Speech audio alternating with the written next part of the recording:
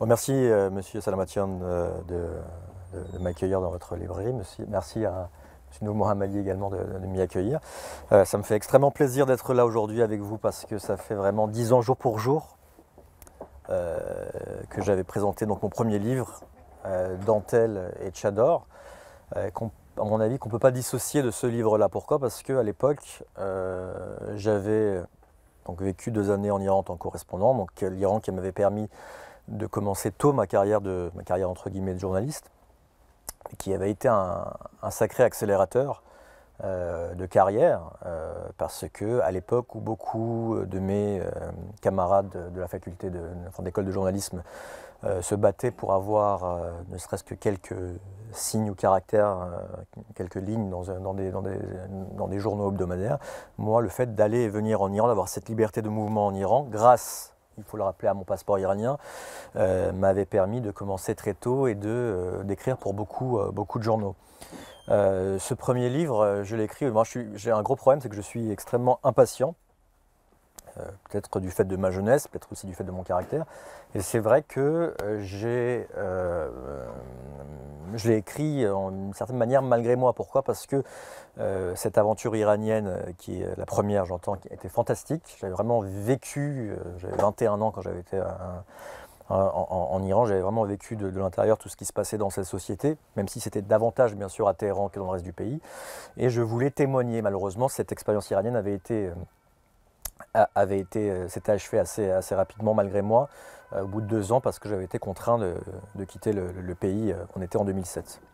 Et je me souviens que vous m'aviez à l'époque très très gentiment accueilli, et vous aviez des mots aussi sympathiques qu'aujourd'hui par rapport à ma vision des choses, par rapport au livre. Voilà. 10 ans plus tard, j'ai voulu... Alors entre-temps, j'ai écrit un second livre qui s'appelle Ruban et Turban. Ça c'est différent parce qu'il était composé de témoignages sur le mouvement vert en Iran. J'aimerais d'abord juste commencer sur une anecdote sur ce premier livre qui, à mon avis, est très très intéressante, parce que de toute façon, le monde et la vie est fait d'anecdotes qui en disent parfois beaucoup plus que de grands textes. C'était justement ce premier livre, donc Dentelle et Tchador, qui donnait quand même une image globalement positive du pays, de l'Iran, de sa population, parce que c'est ce qui marque tous les Français qui se rendent en République islamique, et donc en Iran.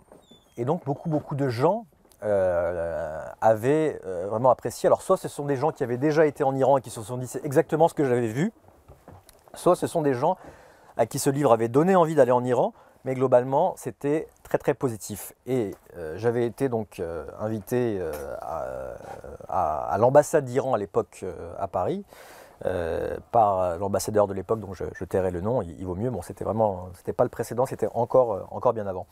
Et je lui avais dit peut-être naïvement, mais je lui avais dit écoutez, je ne comprends pas, l'Iran c'est un pays dont tous les Français tombent amoureux, ce qui est encore vrai aujourd'hui. Moi je suis surpris par le nombre de Français qui se rendent en Iran et qui tombent complètement sous le charme de cette société, de ce pays, sans bien sûr dédouaner le régime, mais des gens qui me disaient voilà, c'est complètement différent de ce qu'on en entend dans les médias. Donc j'avais reproduit le même discours vis-à-vis justement de l'ambassadeur à l'époque. J'avais dit mais alors je comprends pas, l'Iran est un pays jeune qui est très très attirant, tous les Français, les Irano, franco-iraniens ou Français qui vont sur place sont complètement abasourdis et charmés par tout ce qui s'y passe. Pourquoi certains en Iran font tout pour noircir ce pays? Parce qu'on parle justement d'une diabolisation de l'Iran, il faut quand même dire en tant que journaliste qu'il y a parfois certains en Iran qui donnent le bâton pour se faire battre, certaines franges de la société, surtout du pouvoir iranien, qui donne le bâton pour que l'Occident batte ce pays.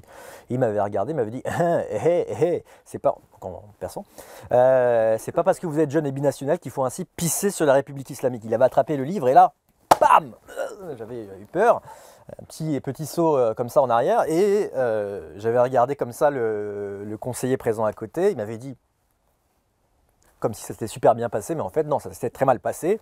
L'ambassadeur n'avait pas apprécié, et puis voilà, il m'avait jugé d'une certaine manière impertinent, puis voilà. Mais au-delà de la scène, ce qui était intéressant, c'était que on se rendait compte qu'un livre qui donnait malgré tout une image donc positive de l'Iran, je n'avais pas été payé pour la République islamique, mais j'avais justement souhaité témoigner de ce que j'avais vu en Iran, en bien comme en mal, hein. Mais le livre globalement donnait envie d'aller en Iran, et le représentant de l'Iran, donc de la République islamique, à Paris, d'une certaine manière crachait dessus. Et ça en disait long, à mon avis, en ce qui concerne justement la vision de certaines franges, en tout cas du pouvoir iranien, au régime, dont certains d'ailleurs sont encore aux affaires aujourd'hui. Pour revenir justement sur ce livre-là, donc moi pendant des années, j'ai pas pu retourner en Iran. Officiellement, je pouvais y retourner parce que je suis iranien, donc c'est un sacré avantage. Sauf que cet avantage peut devenir un inconvénient, c'est-à-dire que quand vous êtes français en Iran, quand il y a un souci, vous avez beaucoup de chance, il y a des chances pour que vous soyez expulsé du pays, c'est un moindre mal.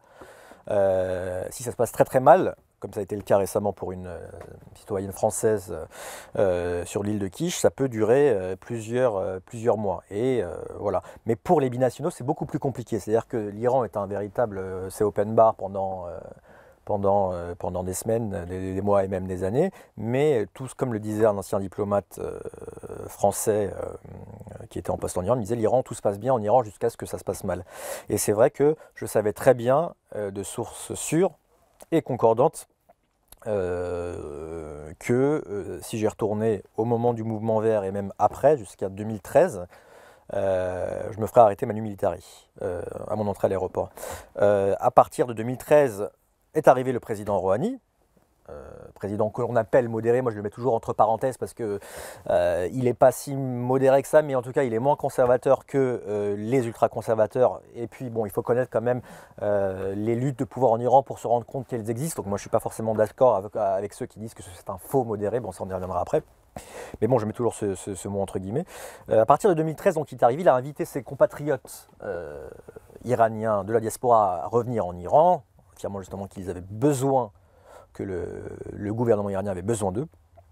À l'époque, beaucoup ont tenté l'aventure iranienne, on parlait d'un nouvel Iran, on avait l'impression au niveau médiatique besoin d'un nouvel Iran, et puis derrière il y a eu l'accord sur le nucléaire iranien, et là-dessus c'est incroyable comme il y a eu un nouvel Iran, il y a eu un changement, mais le changement médiatique en fait.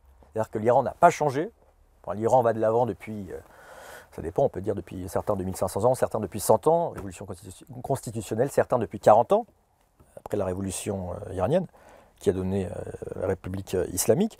Mais en tout cas, c'est un pays en mouvement. Et c'est vrai qu'il y a eu un véritable changement médiatique. Moi-même, j'en étais témoin parce qu'au point, il y a eu une volonté déjà de m'y envoyer. Alors, je vais revenir sans sauter les étapes. 2013, je commence à faire des demandes pour retourner en Iran.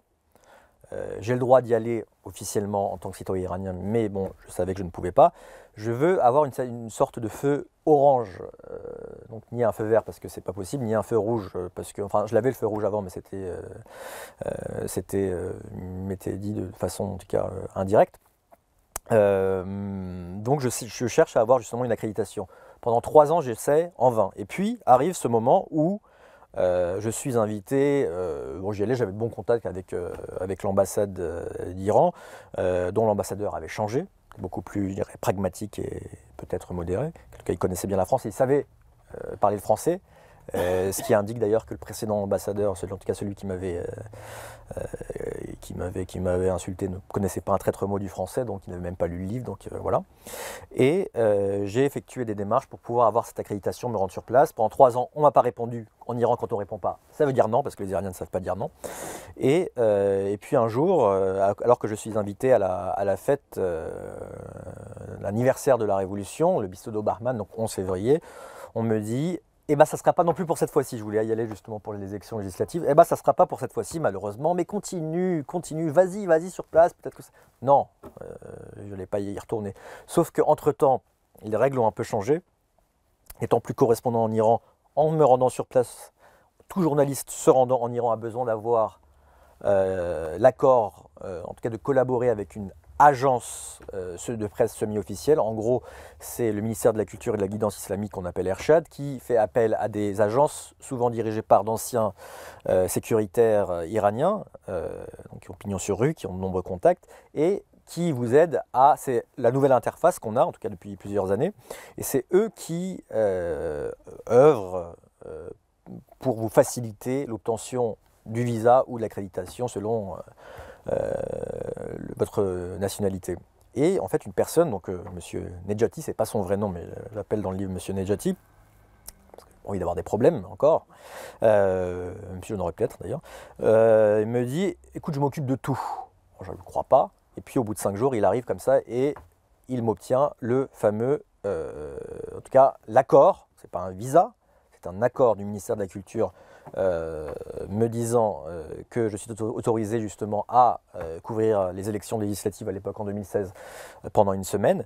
Et moi je ne le crois pas, je dis mais attendez, mais non c'est pas possible, n'importe quel guignol en Iran va me dire ça, alors que l'ambassadeur, enfin en tout cas l'ambassade m'a dit non. Et puis en fait, il s'est avéré que l'ambassade, qui à l'époque ne me confirme pas, n'était même pas au courant.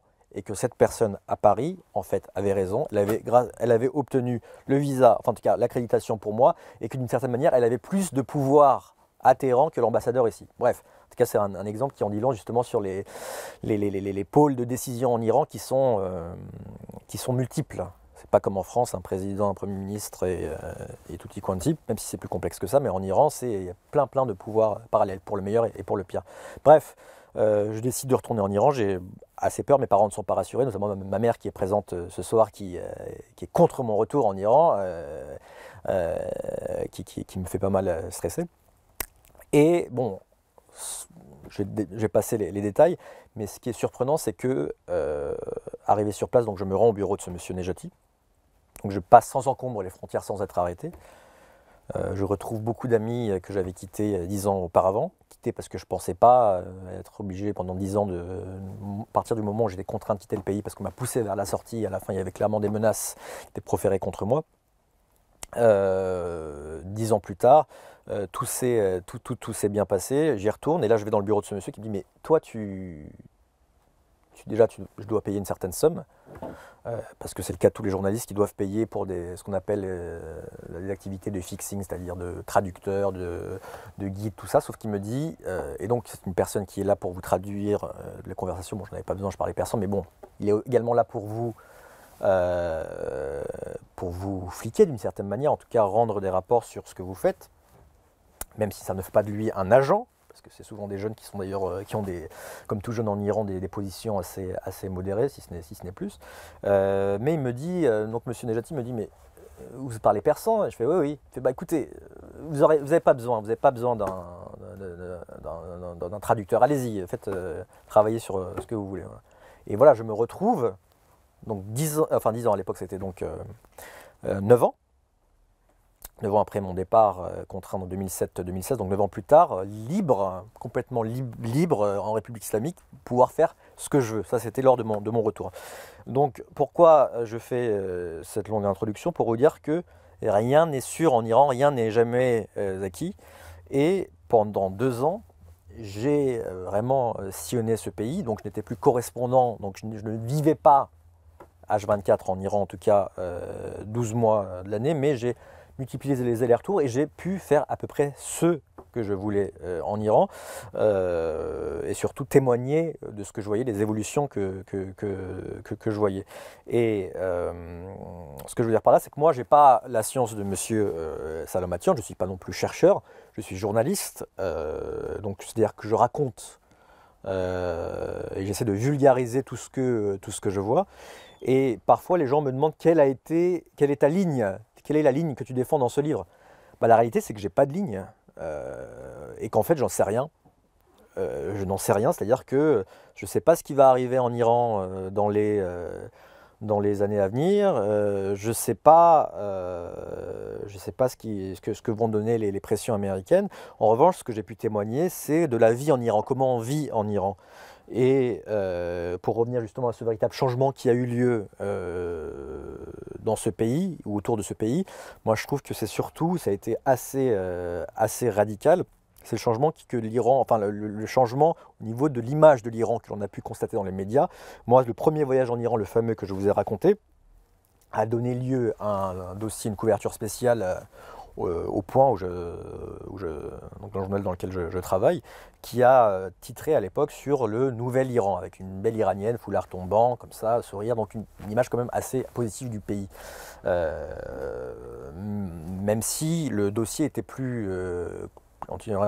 était moins optimiste, mais j'essayais justement de tout raconter aussi bien justement l'Iran, cet Iran ces Iraniens qui sont sortis dans la rue en 2015 pour manifester leur joie à la signature de l'accord sur le nucléaire, non pas parce qu'ils étaient contents de garder quelques centrifugeuses, mais parce qu'ils étaient contents de ce rétablissement de l'Iran dans le concert des nations, du fait que cet État n'était plus un État paria, et que de fait, les Occidentaux, les entreprises occidentales allaient pouvoir revenir en Iran, et que ce pays allait peut-être pouvoir avancer. En tout cas, il y avait une joie énorme, immense à l'époque, et d'une certaine manière, en tout cas c'est ce que j'ai constaté, non pas lors de ces manifestations, parce que je n'y étais pas, moi je suis arrivé 6 mois après, mais ce qu'on m'en a dit par la suite, à savoir qu'il y a une sorte de paix, de pacte qui a été signé à ce jour-là entre la population et le régime iranien, à savoir on vous aime pas, mais on n'a pas envie de faire de révolution, donc avançons ensemble. Vous ne nous aimez pas, on ne vous aime pas, avançons ensemble, essayons justement de changer ce pays, parce qu'on a eu une révolution, nos parents ont fait une révolution, ben, ils ont eu pire, ah, bien joué les parents, hein, super, magnifique. Et deuxième chose, on a eu 8 ans de guerre Iran-Irak, on n'oublie pas le rôle joué par Saddam Hussein, mais également par l'ensemble des pays, des grandes puissances, dont l'URSS, dont les États-Unis, dont la France, dont l'Allemagne, qui ont laissé quand même un grave traumatisme en Iran, auprès de la population, mais qui ont également, d'une certaine manière, expliquent un certain nombre des politiques aujourd'hui de la République islamique en Iran. C'est notamment en premier lieu desquels le fait que l'Iran aujourd'hui, en tout cas, est engagé dans beaucoup de théâtres régionaux, qui est vu comme une puissance expansionniste par beaucoup de pays arabes sunnites. Pour ces pays, il s'agit d'une ingérence flagrante. Pour l'Iran, c'est de la meilleure défense, avec ce souvenir terrible des 8 années de la guerre Iran-Irak, où l'Iran était seul face au monde entier. Bref, pour revenir au bouquin, moi aujourd'hui, j'ai voulu témoigner justement de cet espoir immense né de l'accord sur le nucléaire de 2015, et puis l'évolution au cours des dernières années, jusqu'à aujourd'hui, où il y a quand même un sacré désespoir. En tout cas, les Iraniens sont très désappointés, sont même abattus par ce qui leur arrive aujourd'hui, en raison d'un accord qui est pratiquement mort, qui est en état de mort clinique, l'accord sur le nucléaire, en raison du départ des entreprises occidentales et d'absence, pire que les entreprises occidentales, d'absence d'amélioration au niveau économique. Bien au contraire, la situation est catastrophique. Il suffit justement de faire un tour aujourd'hui en Iran, enfin de voir l'Iran en un an. Il y a un an, je me rendais en Iran. 1 euro était de l'ordre de 4700 toumans, aujourd'hui c'est 16 000 à peu près. Sans que les salaires... Pardon 14 000 euros. 14 000, je n'ai pas les derniers chiffres, tant pour moi. 14 750. Ah En tout cas, quand je l'ai quitté, c'était 16 000... Quand j'ai quitté, c'était 16 000 toumans. Tout ça pour dire quoi? Pour dire que moi, ce que j'ai voulu, c'est voilà, raconter des histoires vraies, raconter le quotidien des Iraniens. Moi, je suis toujours, alors il y a plusieurs niveaux, plusieurs grilles de lecture, mais moi, je suis toujours frappé et même fasciné en fait par ce nombre de Français qui vont en Iran, quel que soit leur âge. C'est-à-dire, il y a une époque, il y a eu beaucoup de Roger et de Maris qui partaient en Iran en bus comme ça, qui adoraient le pays parce qu'ils avaient une connaissance du pays, ce qui était admirable, connaissance, une fascination pour l'histoire de l'Iran, l'histoire de la Perse, l'histoire pré-islamique, l'histoire post-islamique. Et donc ces occidentaux-là, ces touristes occidentaux-là, compris le nombre de Français, s'y rendaient déjà, ils s'y sont rendus encore davantage. Mais la grande nouveauté, ça a été en fait le nombre de jeunes Français un peu jeunes, bobos, sac à dos, couchsurfers, donc qui part en Iran un peu à la rencontre de la population, qui va hors des sentiers battus et qui ont adoré, le mot est peut-être même un peu faible, mais ont adoré ce pays. Je me souviens notamment, et c'est d'ailleurs un exemple voilà, encore qui en dit long, de ce jeune homme qui s'appelle Benjamin Martini, qui est un réalisateur de documentaires, qui aime bien faire des films sur des pays justement qui n'ont pas l'habitude d'avoir bonne presse, dont fait partie allègrement l'Iran en dépit de ce changement médiatique que je vous ai décrit. Il a été en Iran et pendant 2 semaines, pourquoi? Parce qu'il a rencontré un Iranien dans les toilettes d'un resto à Paris et qui lui a dit « Oh là là, mais viens dans mon pays, c'est génial, comme ça, Mehmoun et Mawashi, donc soyez mon invité, vous allez y aller, je vais vous présenter comme ça, voilà. » Il a été en Iran pendant 2 semaines avec un copain, pendant 2 semaines ils se sont éclatés. Alors le métier, donc il est documentariste. Ce qu'il aime faire, c'est que Benjamin, c'est qu'il fait beaucoup de vidéos justement. Il essaie de monter des clips sur des pays qui se sont pétris de préjugés. Il l'a fait sur l'Iran, mais avant toute chose, il a essayé d'aller au départ d'avoir des fonds, du financement. Donc il a essayé d'aller à la mairie de Téhéran, il a essayé justement de parler avec l'ambassade, tout ça, et ça n'a rien donné. Les gens l'ont regardé comme ça, mais enfin pour le grand chose, c'est-à-dire vas-y, enfin passe ton chemin. Et c'est pas grave, il y a été de lui-même. Il a presque, en tout cas, il a très peu dépensé durant ce voyage. Il a pris un billet à l'époque qui était de l'ordre de 200-250 euros. Il s'est éclaté pendant 2 semaines. Il en a sorti un film qui s'appelle, un clip, N'allez pas en Iran, Don't Go to Iran. Et voilà, il a fait, je dirais, mieux en termes d'image que 40 ans de publicité, ou plutôt d'absence de publicité de la part du régime iranien, République islamique gouvernement, en présentant l'Iran non pas sous son vrai visage, parce que ça serait, il suffit de parler par exemple de Nasrin Sotoudeh, cette illustre avocate qui est une personne remarquable, qui est condamnée, alors on ne sait pas exactement, mais en tout cas à une lourde peine de prison parce qu'elle a défendu, elle a pour seul tort d'avoir uniquement défendu des femmes qui protestaient contre le port obligatoire du voile. Nasrin Sotoudeh, exactement. C'est quand même hallucinant. Donc l'Iran, c'est pas, je ne suis pas en train de vous dire attention, l'Iran n'est pas ce que vous croyez. Allez en Iran, c'est la fête. On va aller faire la fête dans les soirs du nord de Téhéran, et puis après on va aller avec les rich kids of Tehran draguer. Voilà, c'est pas, voilà, c'est une partie peut-être minoritaire de l'Iran qui existe, qui est très intéressante parce qu'elle choque pas mal d'occidentaux et qui ne s'attendent pas à voir ça. Mais il n'y a pas que ça. Mais ce que je vous dis, c'est que voilà, c'est hallucinant de voir justement qu'un jeune Français qui s'est rendu en Iran, qui n'a pas été aidé du tout par aucun organisme officiel, on revient avec un clip qui fait un tabac, un carton qui est partagé par beaucoup de touristes occidentaux, iraniens bien sûr, sauf ceux bien sûr qui n'ont pas compris le titre parce qu'ils disaient mais n'allez pas en Iran, mais comme ça qui commençaient à l'insulter parce qu'ils ne comprenaient pas que c'était du second degré, le Don't Go to Iran. Donc ils disaient mais qu'est-ce qu'il dit, n'allez pas en Iran, l'Iran c'est génial justement, donc ils ne comprenaient pas. Et c'est ensuite, après coup, que l'ambassade ici a souhaité le recevoir. Et moi, une fois, j'ai discuté avec un diplomate de cette situation, je disais c'est quand même hallucinant. Diplomate iranien, et qui m'a répondu, il ne savait pas trop quoi dire. Il disait oui, mais les Iraniens ne sont pas forcément très forts en nouvelles technologies. Vous savez, je fais mais c'est une blague, vous rigolez.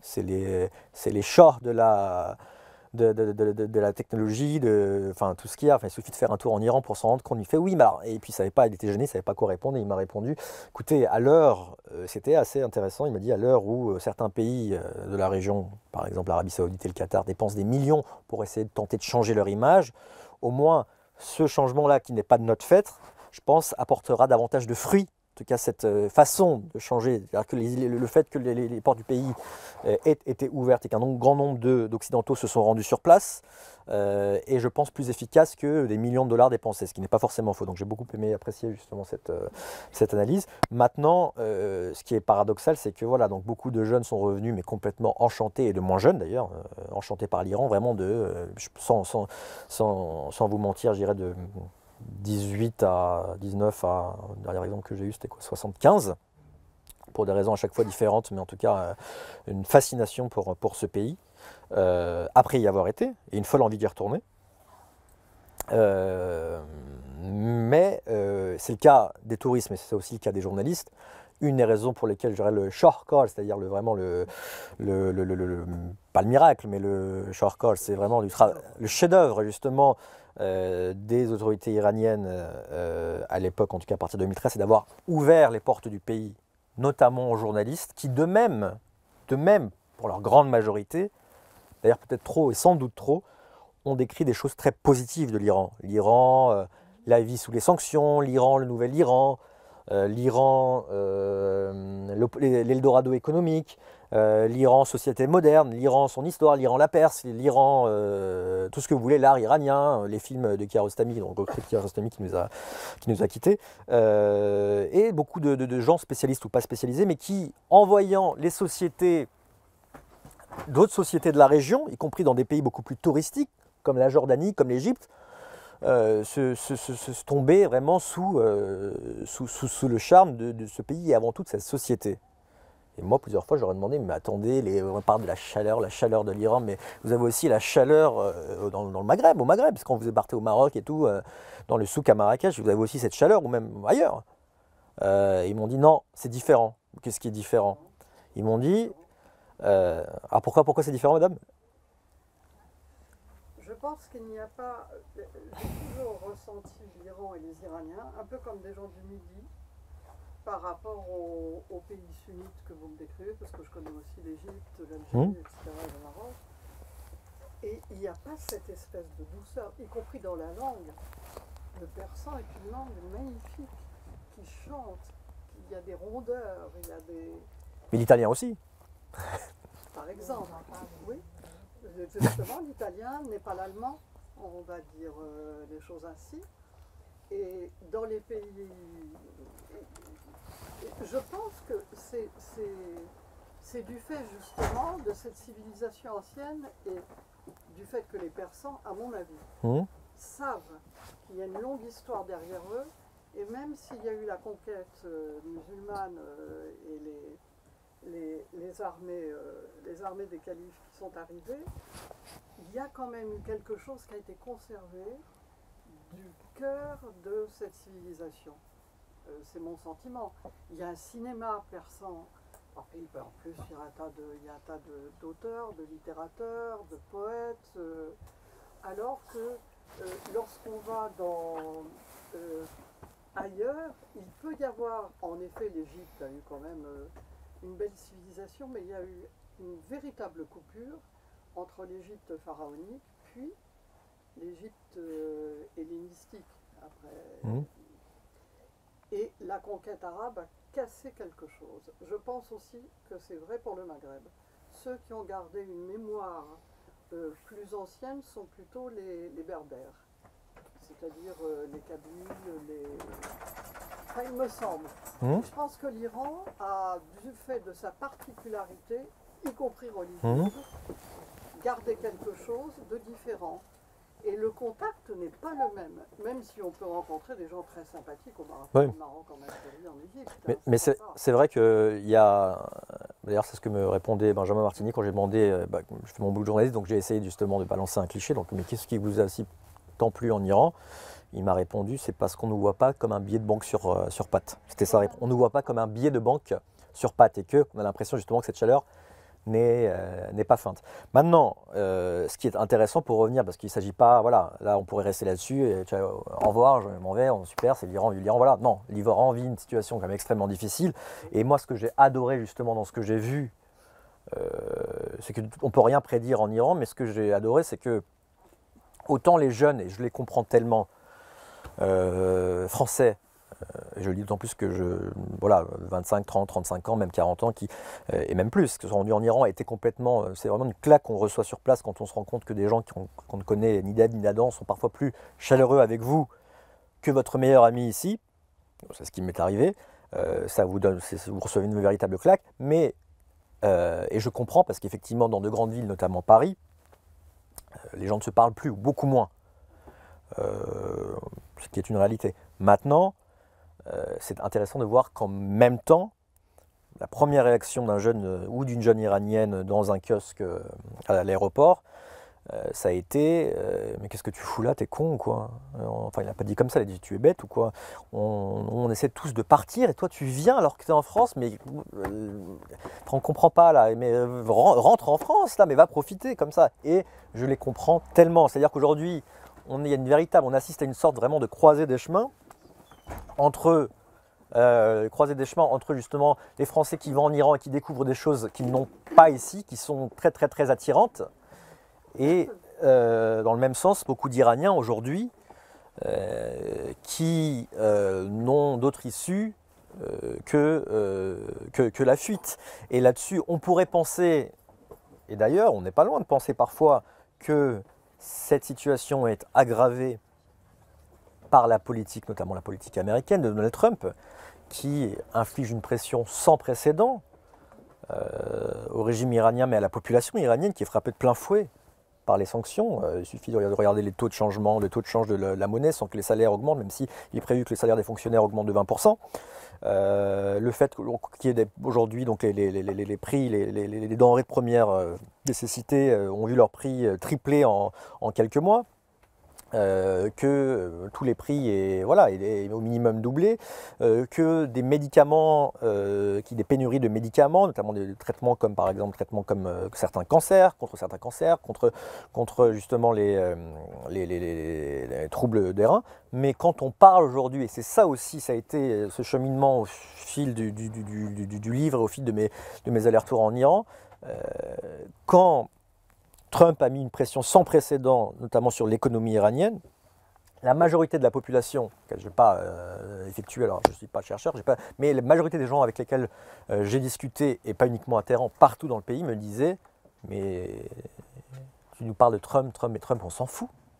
Alors moi je leur répondais « Mais comment ça on s'en fout ? C'est quand même lui qui a quitté un accord sur le nucléaire qui était endossé par le Conseil de sécurité de l'ONU et que l'Iran, il faut quand même le dire, il y a un organe pour dire qui respecte l'accord, c'est l'Agence internationale de l'énergie atomique, l'Iran l'a respecté. Donc voilà, c'est quand même Trump qui a déchiré un accord qui s'est retiré. Voilà, pour une fois, le guide suprême, l'ayatollah Khamenei, avait raison en disant qu'on ne peut pas faire confiance aux Américains. Sauf que les gens me disaient, mais t'es à côté de la plaque là, t'es un agent de la République islamique ou quoi ? C'est les mollahs tout ça. Pourquoi est-ce qu'ils dépensent autant ? Le discours qui revient à chaque fois. Pourquoi est-ce qu'ils dépensent autant pour la Palestine, pour la Syrie, pour le Yémen, tout ça? Et ça m'a fasciné. J'ai été davantage fasciné. C'est-à-dire que Trump met exactement le doigt là où ça fait mal. C'est-à-dire qu'à l'heure où l'Iran... Alors je dis pas, attention, je dis pas qu'il va y avoir une révolution, que le régime va tomber, que ça va être... Voilà. Mais à l'heure où l'Iran, ce que beaucoup de gens ont écrit et ce qui pense véridique, est à l'apogée de sa puissance, en tout cas n'a jamais été aussi influente en Irak, merci aux Américains qui ont quand même renversé le meilleur ennemi de l'Iran, en Syrie parce qu'ils ont toujours eu une seule et unique stratégie, contrairement aux Occidentaux où il y a eu beaucoup d'atermoiements, bon ça c'est une autre question, mais sur le soutien à la rébellion. Au Liban avec le Hezbollah qui n'a jamais été aussi fort qu'aujourd'hui d'un point de vue militaire grâce à la guerre en Syrie mais également politique, et ben, l'Iran est fustigé, en tout cas est extrêmement critiqué, le régime est extrêmement critiqué par un nombre grandissant de personnes en Iran justement pour ces dépenses qui d'ailleurs, si on les met, c'est ça qui est fascinant, si on les met en comparaison, si on les compare au budget, dans le budget militaire de l'Iran par rapport au budget militaire de pays adversaires régionaux ou rivaux régionaux ou voisins régionaux, la part du budget iranien, elle est vraiment inférieure au budget iranien, je ne vais pas dire de bêtises, je crois que c'est 16 milliards, l'armée, le budget militaire saoudien, 73 pour 2018. Donc voilà, c'est-à-dire qu'il y a un tel manque de confiance, le régime agit tellement en tant que repoussoir pour la population, qui ne signifie pas encore une fois que demain elle va faire la révolution, que tout ce qui vient du régime est forcément mauvais. Et là-dessus, au niveau économique, effectivement, grande partie des gens en Iran, pas forcément les grands penseurs, mais les gens qui me disent, mais Trump, au moins, Trump dit America first, il pense à sa population. Nous, c'est pas le cas. Et parfois même, il va encore plus loin que ça, y compris dans la caricature. Hein.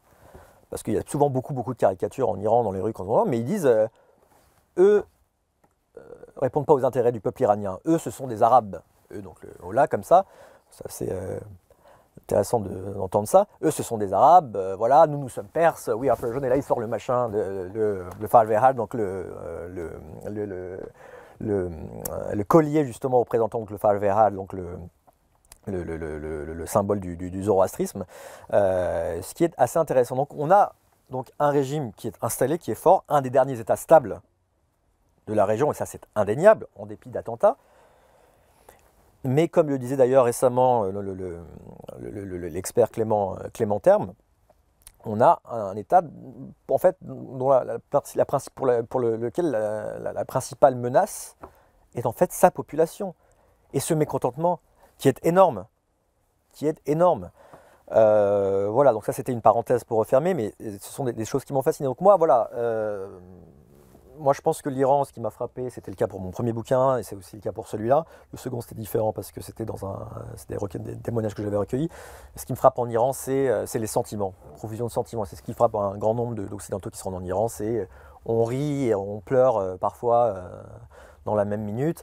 C'est les blagues, c'est la détresse aussi d'une population. Encore une fois, je suis très très chanceux d'être franco-iranien, donc d'être français, donc d'avoir de passeport iranien, donc qui fait qu'on voit l'Iran différemment et qu'on peut en partir quand on veut. Mais également très très très très content d'avoir ce passeport iranien qui permet de me ressourcer, d'aller sur place. Et, voilà, moi je ne pensais pas pouvoir un jour pouvoir retourner en Iran, en tout cas sous ce régime, ça a été le cas. D'ailleurs, un des personnages de ce livre m'a dit si tu as pu retourner en Iran, c'est bien la preuve que ce régime peut se réformer. C'était son avis. Moi, je n'ai pas la réponse. Je pense que c'est la clé. C'est la clé aujourd'hui en Iran, à savoir, c'est la clé d'ailleurs depuis une vingtaine d'années, depuis l'élection, parce que le véritable changement en Iran, on l'a vu au moment de l'élection du président réformateur Khatami, donc Khatami en français en 97. Depuis, on a à chaque fois l'impression d'avancer, de reculer. On avance, on recule, on avance, on recule, avec un président qui veut changer les choses, ou qui essaie de changer les choses, ou qui dit qu'il va changer les choses, qui est contrecarré par justement d'autres pans du pouvoir qui ont accès aux principaux leviers du pouvoir, les camps conservateurs, donc le guide suprême, l'autorité judiciaire, les services de sécurité, en sachant que les services de sécurité, il n'y en a pas qu'un seul, il y a les services de renseignement, il y a les services de renseignement des gardiens de la Révolution, que les gardiens de la Révolution sont une sorte d'empire à eux tout seuls, même s'ils répondent quand même, en tout cas jusqu'à aujourd'hui, aux ordres du guide suprême, qui est en tout cas dans l'organigramme leur chef. Et en face d'eux, on a des gouvernements modérés qui arrivent, qui essaient de tendre la main de l'Occident parce qu'ils en ont besoin, et l'Occident qui a les pieds et poings liés par une politique américaine qui est assez désastreuse et chaotique. On l'a vu en 2003, quand les Iraniens ont accepté justement de suspendre l'enrichissement d'uranium. À l'époque, Rouhani était négociateur en chef du dossier sur le nucléaire. Le président s'appelait Mohammad Khatami. C'était pas les grandes puissances, c'était eux trois, donc la France, l'Allemagne et la Grande-Bretagne justement qui négociaient. Sauf qu'ils recevaient très souvent la visite du sous-secrétaire d'État américain à l'armement, qui était un certain John Bolton, qui faisait tout pour que l'Iran, lui, son credo, c'était zéro centrifugeuse et zéro levée de sanctions, avec un but clairement de changement de régime. Pratiquement, donc ça c'était en 2003-2005, aujourd'hui, donc on est 14 ans plus tard, on en est au même point, c'est-à-dire que je pense vraiment que l'accord sur le nucléaire était la meilleure chose que l'on pouvait avoir sur la question du nucléaire, comme son nom l'indique. Il y a d'autres questions qui sont... il ne faut pas être... Rien n'est noir et blanc en Iran, et d'ailleurs dans la région et même dans le monde. Chaque pays a ses intérêts. L'Iran, par exemple, la République islamique a été le premier pays à combattre contre Daesh et à sauver l'Irak de Daesh en 2015. En aidant... Oui. Oui, mais il sauvait un Irak chiite contre un Daesh sunnite. Oui. Donc, est-ce qu'il sauvait l'Irak ou est-ce qu'il défendait quelque chose de leur zone d'influence? Ça n'est pas pareil.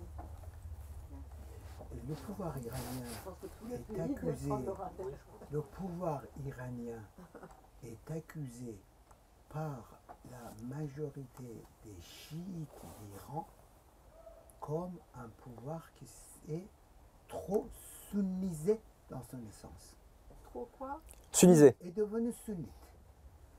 Ah oui, ben ça c'était des Khomeini. C'est une des discussions que j'avais eues avec Shardat Madari.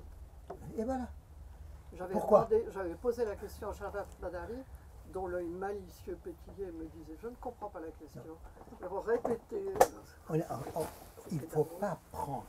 On présente une certaine forme d'affrontement de bloc fatal, sunnite-chiite, comme si dans la région du Proche-Orient, cet affrontement n'aura pas d'issue que l'élimination et l'effacement de l'un par l'autre. Les choses sont beaucoup... C'est pas ça, c'est que les lieux saints sont quand même en Irak, Najaf, Kerbala, et c'est un territoire chiite, c'était là qu'elle était le paradis au départ. Il y a... À l'embouchure. Au jour d'aujourd'hui, M. Ahmadinejad était beaucoup plus populaire dans les rues du Maghreb que dans les rues de Téhéran. Oui. Bah, c'est toujours le cas aujourd'hui d'ailleurs. Hein, d'accord. C'est vrai que. Bon, un peu moins, mais encore. Moi j'étais dans le territoire palestinien, on me disait Iran, on me disait Ahmadinejad. Ah oui. Et là je disais oula. Je vais vous dire une chose. Si on regarde l'histoire de l'Occident, les guerres des religions, ça fait belle lurette qui est phonie. Mais les vraies guerres de religion et leur culture, d'une certaine manière. Encore, les Anglais, ce sont des gens de l'île qui parlent une autre langue, qui ont une autre église et tout ça, mais c'est le fond. La réalité politique, c'est autre chose. Mhm. Je dis, en Orient, c'est vrai qu'il y a les guerres de religion. Il y avait toujours des guerres de religion. L'affrontement sunnite-chiite, ce n'est pas la première fois. Quand les soldats de Mohammed le Conquérant étaient aux portes de la Vienne, c'est la guerre avec les Safavides qui a sauvé Vienne. Mais la guerre des religions existe et il y a des moments dans l'histoire, on ne peut pas essentialiser l'histoire des pays à leur division ethnique et religieuse. C'est ça que je veux Ah. dire. L'Iran sunnite, Tout mon propos. moi j'ai eu une expérience. Moi je m'excuse. Non mais je vous en prie, Je suis allé en Iran en 2007 aussi. Après 26 années d'absence de l'Iran. Ma mère était malade, j'étais allé là et ma mère est décédée. Le jour où ma mère est décédée, les cérémonies mortuaires iraniennes, chiites, il y a eu du monde. Je ne m'attendais pas à ça. Même des religieux qui étaient venus de Rome, des non-religieux, des anciens politiques qui... Et j'ai trouvé à côté de moi un vieux mollah afghan qui avait passé son temps en Syrie, à Seyed Zeynab. J'avais fait, je m'excuse, je prends... Ah mais non, un c'est papier chez vous. dans Ça. le monde diplomatique, quelques mois avant d'aller en Iran, où je parlais de problèmes chiites, sunnites dans la région. Est-ce qu'il y a un arc chiite ou il n'y a pas un arc chiite? La diversité. Et cet article, je ne sais pas qui est-ce qu'il avait traduit en arabe, et de arabe, ça a été traduit en Iran. Et ça circulait dans... Bon. Le mollah afghan est venu à côté de moi, et il m'a dit, mais il appelle docteur. Docteur, vous savez, doucement, les wahhabites ne sont pas seulement à Riyad. Il y a des wahhabites ici, à Rome et à Téhéran. J'ai dit, mais qu'est-ce que vous racontez? Qu'est-ce que vous racontez? Il a dit, vous savez, Khamenei a donné l'ordre de fermer le tombeau de Abu Lolo. Abu Lolo, c'est quelqu'un qui est dans la tradition chiite iranienne considéré comme celui qui a tué le deuxième calife de l'islam. Et en Iran, il n'y a pas un seul mausolée de Abu Lolo, il y en a 3. Et tous les 3, ça date depuis 4-5 siècles. Avant, il n'existait pas. Et Khamenei avait donné l'ordre de fermer ces mausolées. Et le type m'a dit, vous savez, ils ont fermé le mausolée de l'Iranien qui a tué Omar. Je me suis tourné contre lui, je dis, depuis quand tous les historiens sont d'accord dans l'histoire de l'islam, l'histoire c'est le récit, que quand le deuxième calife a été tué, le juge qui a été désigné pour punir son assassin, c'était Ali, et qui a donné l'ordre de le tuer. Et il m'a retourné contre moi. Peut-être vous aussi, vous touchez de l'argent de la Saoudien. Là, c'est le fond culturel. C'est pas la mobilisation politique. L'expansionnisme de la République islamique qui est idéologique. C'est un expansionnisme qui n'a pas pu passer le monde chiite. Dans le monde sunnite, a eu des problèmes. Mais ça ne veut pas dire que l'affrontement entre l'Iran et le monde sunnite, je vous donne un seul exemple. L'autre semaine, il y avait Bachar el-Assad à Téhéran. dans les bras de M. Khamenei. Il fusionnait de joie. Je me demandais, et je le dis, est-ce que imaginable que cette fusion fraternelle s'assuit avec les deux dames? Est-ce que c'est imaginable que Madame Khamenei et Madame Assad assistent dans le même soirée de dîner?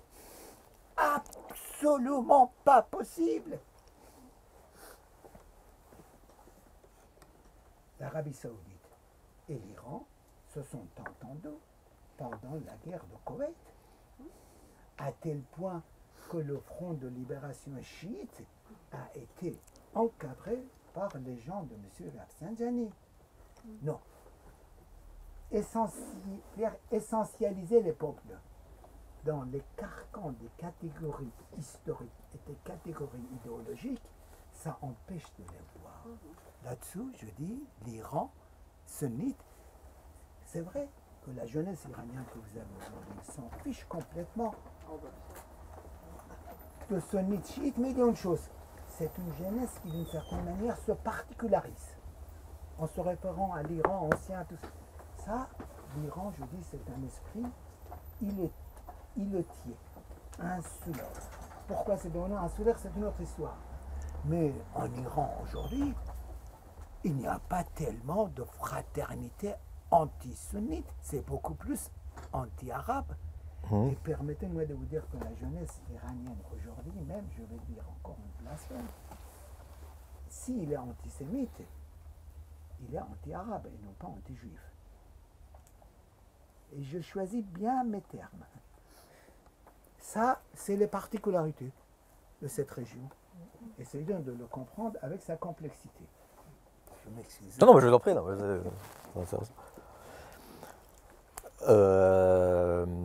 oui, donc sans transition. Mais je voulais juste terminer, oui, sur le fait qu'effectivement, on a tendance à oublier que l'Iran. Attention, Torof. Ça à l'iranienne. Non, mais ce qui est très intéressant, c'est que voilà, enfin moi, ce que j'ai remarqué, je l'ai d'autant plus remarqué à partir du moment où j'ai commencé à m'intéresser à la région dans son ensemble. Voilà, il n'y a pas de bon et de méchant, il n'y a que des intérêts. L'Iran, en Irak, pour ses intérêts, a été le premier pays sur le terrain à défendre l'armée irakienne, mais également les Kurdes contre Daesh. Mais l'Iran, au prétexte de la lutte contre Daesh, a été le premier pays en Syrie à massacrer, en tout cas à aider à massacrer des populations civiles qui ensuite des rebelles. Bon, certains étaient plus ou moins radicaux, mais Daesh, ça a été qu'à la fin. Et dernière chose, au lendemain du 11 septembre, il y avait beaucoup de membres d'Al-Qaïda dans les prisons iraniennes pour servir de monnaie d'échange. Ça a été révélé. Donc il y a toujours eu des jeux de troubles de la part de nombreux pays. Mais pour revenir justement à ce qui nous intéresse, savoir la population iranienne, moi voilà, j'ai été fasciné, j'ai eu la chance de vivre et j'ai voulu, et ce que beaucoup de gens disent que voilà, on lit le livre comme un roman. L'Iran, c'est voilà, c'est des sentiments, c'est des émotions, c'est des histoires à tous les coins de rue, c'est des fous rires à tous les coins de rue. C'est un sens de l'humour assez unique. C'est beaucoup d'espoir, parce qu'on ne peut avoir que de l'espoir quand on visite l'Iran, quand on est confronté à la population iranienne et quand on va dans d'autres pays.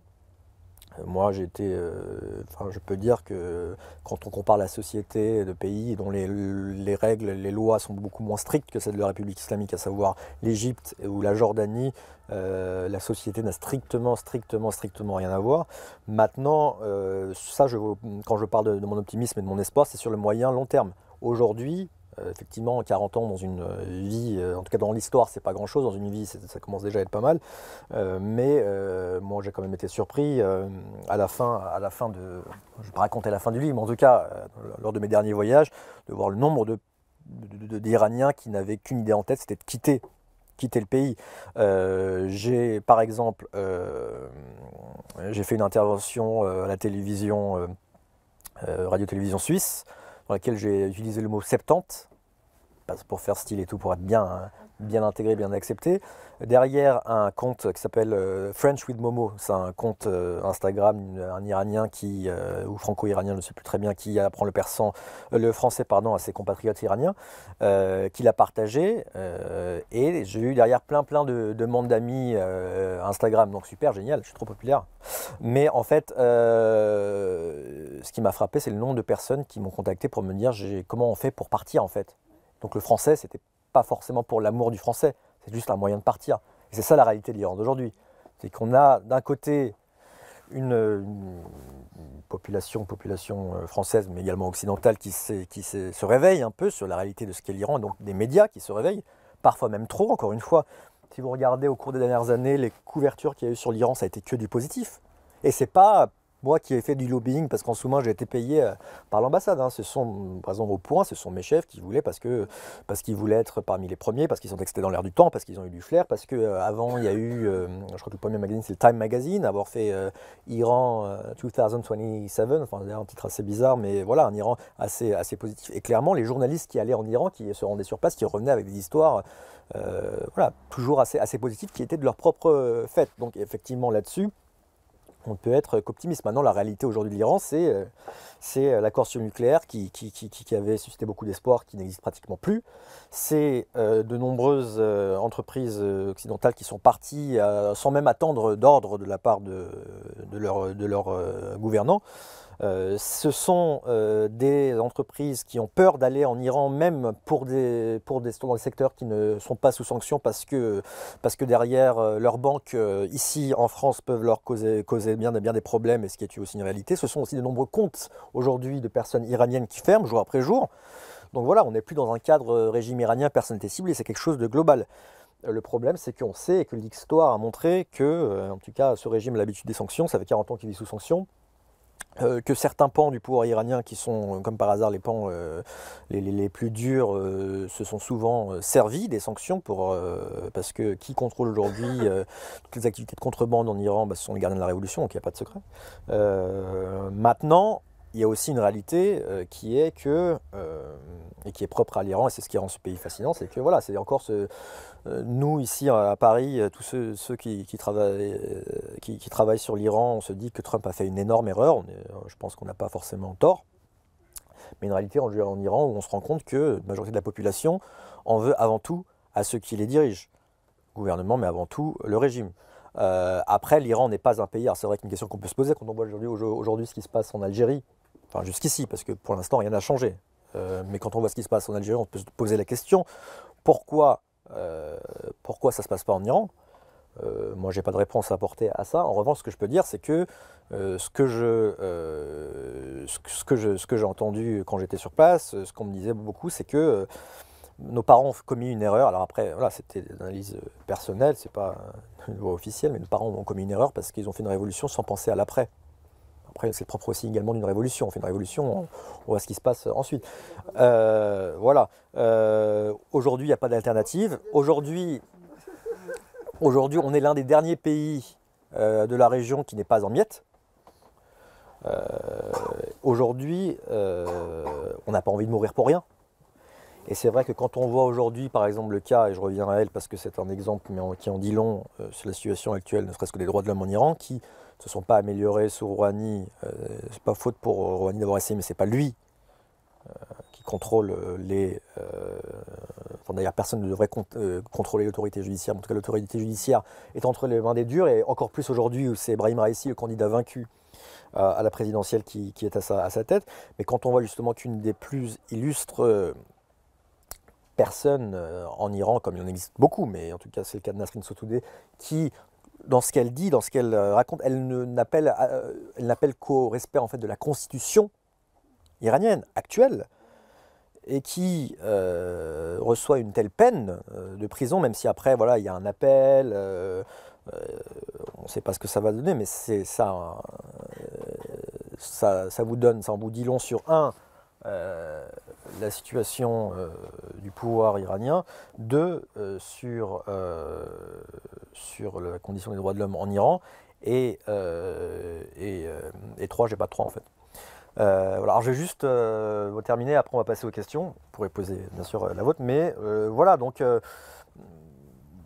moi, voilà pourquoi un printemps à Téhéran, parce que je voulais pas le printemps à Téhéran, un printemps parce que beaucoup de gens en 2015 et en 2016 quand j'y étais, étaient contents que les Occidentaux reviennent, contents que Rouhani, un an plus tard, soit réélu dès le premier tour. Ceci alors qu'ils savaient très bien qu'ils n'allaient pas fondamentalement changer les choses. Mais en 2005, beaucoup d'Iraniens, une majorité d'Iraniens n'ont pas voté. Ils ont eu Ahmadinejad. Donc ils ont quand même compris que dans le choix qui leur a été réservé, il y avait quand même des options qui tout était sous la coupe de la République islamique, mais qui pouvaient changer certaines choses. On avait une population justement qui avait envie de vivre en sécurité. On parlait à l'époque, c'était le début de Daesh. Les Iraniens clairement n'avaient pas envie de vivre ça. À l'époque, beaucoup de gens soulignaient le rôle positif des gardiens de la Révolution, notamment en Irak, mais également en Syrie. Ces mêmes gardiens de la Révolution qui avaient torturé, en tout cas avaient été à l'origine de la répression de nombreux manifestants pacifiques en 2009, qui ne manifestaient d'ailleurs pas contre le régime.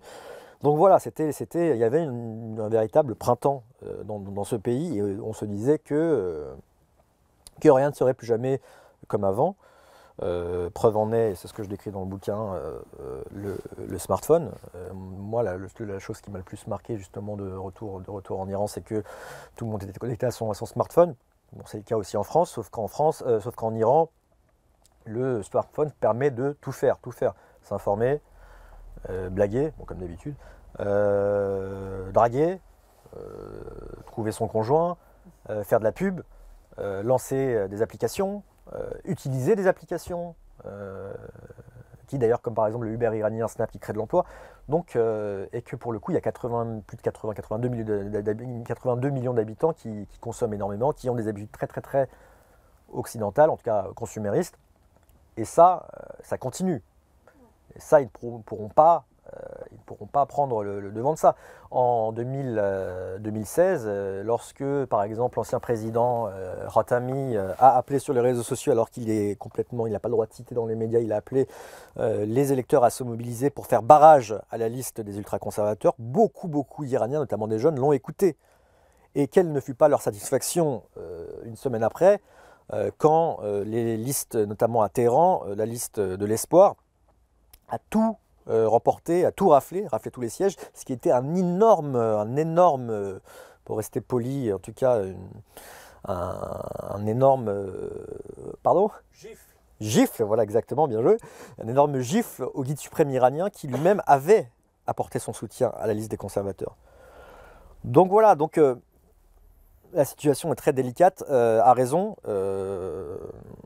Je comprends le Français qui tombe, que je suis, qui tombe amoureux de ce pays parce que c'est un pays magnifique, il y a une population magnifique.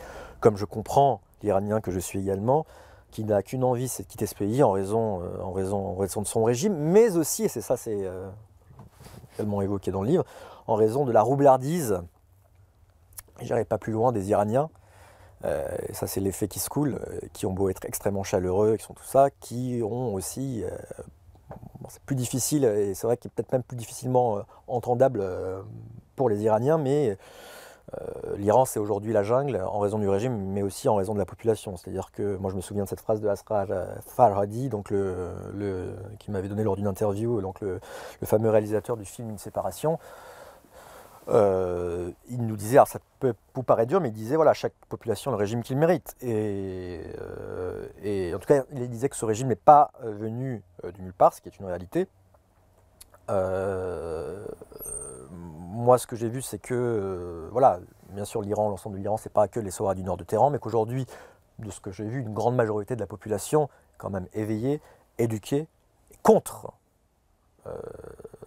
ceux qui les gouvernent, mais être mécontent de ceux qui le gouvernent ne signifie pas vouloir faire une révolution au risque de mourir, au risque du chaos, notamment quand on voit ce qui se passe à côté, au risque de se retrouver entre les mains, je ne sais pas, peut-être de moudjahidines du peuple financés par... Enfin, j'en sais rien. Mais donc voilà ce que je peux dire. Mais voilà, c'est un pays qui gagne à être connu. C'est un pays dont beaucoup de gens d'Occidentaux, beaucoup de Français, parce que... Qui séduit tout le monde. Oui, bien sûr, pour le meilleur et pour le pire, oui, mais qui séduit effectivement tout le monde. Il suffit de demander, de voir même, ne serait-ce que les diplomates français, alors peut-être pas le droit de le dire, mais qui ont en Iran, l'Iran est aujourd'hui un poste très apprécié, beaucoup plus en tout cas que le poste de Riyad. Où on se fait, mis à part quelques soirées privées, mais qu'on a aussi à Téhéran, où il n'y a pas une société bouillonnante comme celle de l'Iran. Maintenant, voilà, il est quand même étonnant d'avoir un régime qui garde quand même des lois extrêmement sur bien des domaines rétrogrades, avec une société quand même aussi avancée. C'est quand même un paradoxe qui fait le charme de l'Iran. Pardon ? Non, jamais trop, parce que l'Iran, et c'est ce que je veux dire dans le livre, l'Iran est un pays extrêmement accessible. Et comme le Moyen-Orient d'ailleurs, les gens qui disent ah oui mais attendez les sunnites, les chiites, machin comme ça. Non, enfin c'est bien sûr c'est très important, mais ce que je veux dire par là c'est que l'Iran ça se vit, l'Iran on vibre en Iran, pour le meilleur et pour le pire. Mais c'est vrai que le Français qui va en Iran, que ce soit moi ou d'autres, il revient en Iran, il revient pas indemne, mais il revient et ne serait-ce que des dialogues enflammés avec des jeunes Iraniens, c'est effectivement, mais c'est normal, parce qu'ici en France on a tout, là-bas on n'a pas encore tout, donc voilà, la maturité de cette jeunesse, et même l'art iranien d'une certaine manière doit aussi sa force à ce pouvoir fermer. Donc juste pour terminer, et après on passe aux questions si vous le voulez, voilà. Maintenant, j'aimerais quand même savoir comment ça va se passer pour moi. Donc là, c'est strictement personnel pour la suite, dans le sens où j'ai pas encore eu de réaction de la part des autorités iraniennes. Alors, le problème, c'est que qu'est-ce que ça veut dire les autorités iraniennes ? Il y en a 10 000 les autorités. Mais bon, on voit quand même la couverture, ça donne envie de se rendre en Iran. Je ne l'ai pas fait pour ça, en tout cas pour le régime ou quoi que ce soit. Et d'ailleurs, je n'attends rien de la part des autorités parce que, d'ailleurs je le raconte dans le livre, à une époque j'attendais peut-être d'avoir une réaction comme une sorte de réaction du parrain qui va donner un aval comme ça, mais non, moi je l'ai fait pour témoigner de ce que j'ai vu. Il sera intéressant de noter si après ça je peux à nouveau avoir des accréditations ou pas. Ça sera, je pense, un bon indicateur, en sachant que ça fait quand même 6 mois environ que j'ai pas d'accréditation. Donc je me suis rendu en Iran, notamment pour la fin du livre et pour des événements malheureux personnels, voilà, pas qu'on passe pour iranien. J'aimerais voir comment ça va se passer pour la suite, en espérant que ne m'arrive pas la même mésaventure qu'en 2009 et ce fameux qui m'a été balancé à la figure. Oui, c'était au moment de Ahmadinejad. Merci. Oui.